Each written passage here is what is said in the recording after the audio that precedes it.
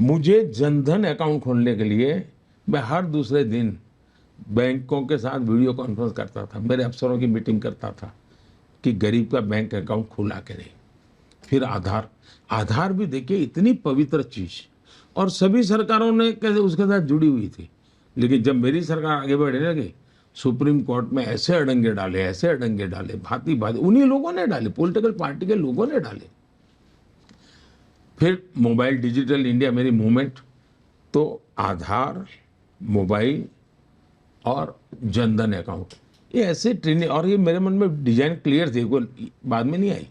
उसका आज परिणाम है कि ट्रांसपेरेंसी आई। उसी प्रकार आप देखिए गरीब आदमी भी आज, रेडी पट्टी वाला भी क्यूआर कोड रखता है, इवन मंदिरों में भी क्यूआर कोड मिलेगा। मतलब फॉर्मल इकोनॉमी बढ़ रही है जी। ये जब बढ़ता है तब लीकेज का, करप्शन की संभावनाएं बहुत कम हो जाती है। इवन इलेक्शन में सुप्रीम कोर्ट ने कहा था कि 20,000 रुपये तक आप ले सकते कैश। मैंने कानून बनाकर इसको शायद 2,500 कर दिया, 2,000 2,500 कर दिया। क्यों भी कैश मैंने कम किया। फिर मैंने 2,000 के नोट खत्म कर दी, 1,000 के नोट खत्म कर दी। ये क्यों किया कि जो नोटों के बंडलों का खेल चल रहा है वो मुझे बंद करना है। यानी एक के बाद एक मैं कदम भी ले रहा हूं पॉजिटिवली। तीसरा विषय है जैम पोर्टल मेरा, गवर्नमेंट का। गवर्नमेंट को लाखों रुपए की चीजें खरीदनी पड़ती है, लाखों करोड़ की खरीदनी पड़ती है, वो अब जैम पोर्टल पे है। गरीब से गरीब आदमी अपनी एक चीज सरकार को भेज सकता है जी।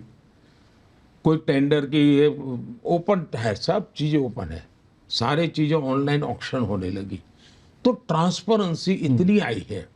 तो सरकार ने भी पॉजिटिव चीजों पर जितना ज्यादा बल दे सकते हैं देना चाहिए। तो हम दोनों तरफ काम कर रहे हैं। जी जी जी जी। प्रधानमंत्री जी, राजनीतिक सवालों पर ये एक कांग्रेस पार्टी के निजी या कहे वरिष्ठ सलाहकार हैं गांधी परिवार के, ये सैम पिट्रोडा जी अब बहुत कुछ कह चुके हैं और गुस्सा भी है बहुत देश में। अब कल ही उन्होंने बात की लोगों के रंग को लेकर। उन्होंने कहा कि दक्षिण भारत के लोग अफ्रीकन जैसे लगते हैं, उत्तर और पूर्वोत्तर के लोग चाइनीज़ लगते हैं, पश्चिमी भारत के लोग अरब हैं, और एक तरह रेसिस्ट कमेंट है, बहुत रेसिस्ट कमेंट। इसके पहले उन्होंने इनहेरिटेंस टैक्स की बात की जिस पर आपने रिस्पॉन्ड किया था स्पीच पर। तो ये सब जो बातें हैं, ये रेसिस्ट प्रोफाइलिंग, अभी कांग्रेस पार्टी कहने की कोशिश कर रही है कि उनकी निजी बातें हैं। क्या आपको लगता है कि निजी बातें हैं कि एक तरह से उनकी जो अंदर की सोच है वो बाहर आ गई है कांग्रेस पार्टी? इसको अलग अलग देखें जी। आप अर्नब है जी, उनके हिसाब से मैं अरब हूं। नहीं, मैं तो चाइनीज हूं उनके हिसाब से। नाम से आप अर्नब है और नॉर्थ ईस्ट के हिसाब से आप चाइनीज हूं। अब ये मुझे याद है जी, ये चीजें बहुत गहरी चोट पहुंचाती है, बहुत चोट पहुंचाती।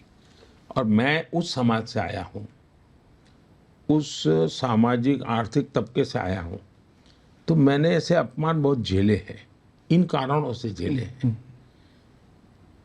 तो मुझे मालूम है ये कितना दर्द करेगा जब देश के लोग सुनेंगे तो। और ये मुझे आइसोलेटेड नहीं लगता है। अच्छा।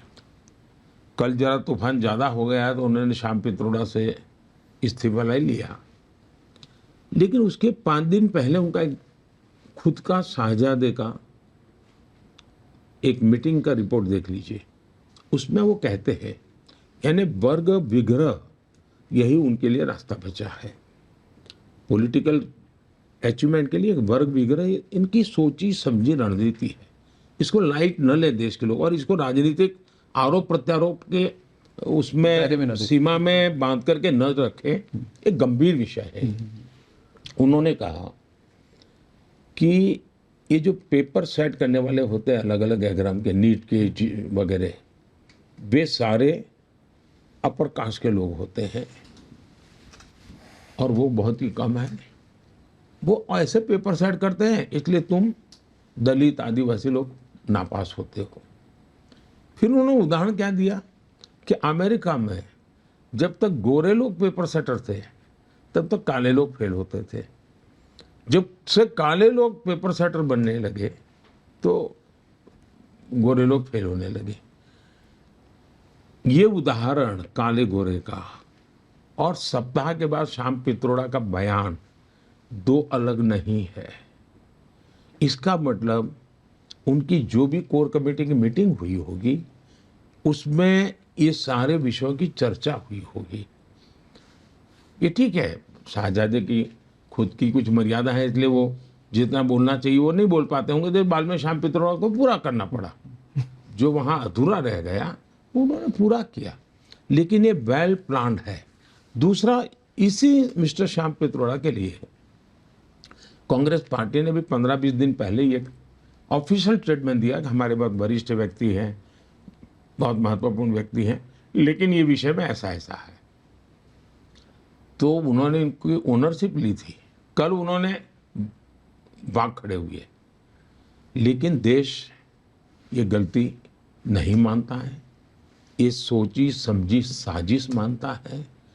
और भारत जैसे देश में हम तो श्री कृष्ण के पुजारी रहे जो खुद काले थे। हमारे देश में काले गोरे का मतलब शंकर भगवान रंग रूप क्या था और पार्वती जी का रंग रूप क्या था। हम ये क्या कर रहे हैं जी? हमारे देश में हर चीज को जोड़ने का, भारत विविधताओं से भरा देश है जी। हम सबका प्रयास होना चाहिए कि हम देश में एकता के तत्व को लगातार उभारते रहें।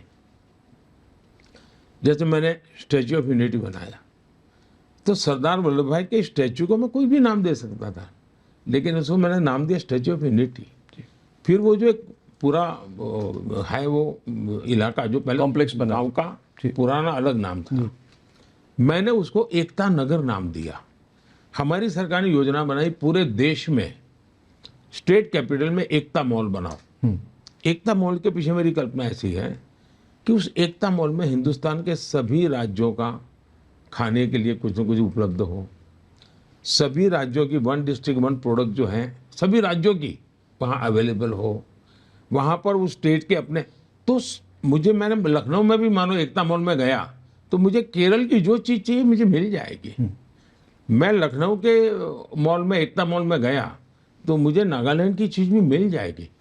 तो मेरी कोशिश होती है एकता को, पहलुओं को जितना हम उभार सकते हैं उभारें।